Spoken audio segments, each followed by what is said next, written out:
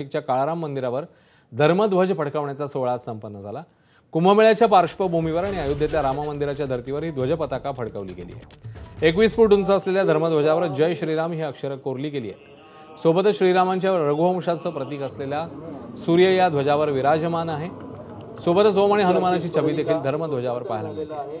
काळाराम मंदिराच्या कळसावर यापूर्वी असलेला धर्मध्वज जुना झाल्यानं आज या नव्या धर्मध्वजाची स्थापना करण्यात आली।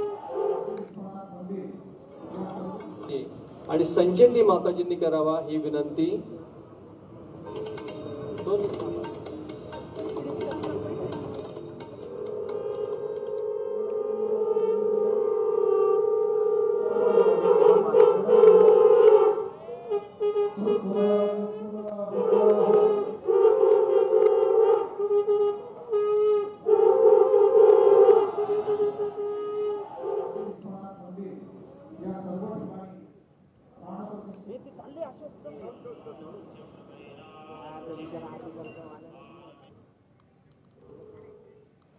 बातमी पंजाबमधून आहे। पंजाबमध्ये काल रात्री घडलेल्या 2 स्फोटांच्या घटनांमुळे राज्यात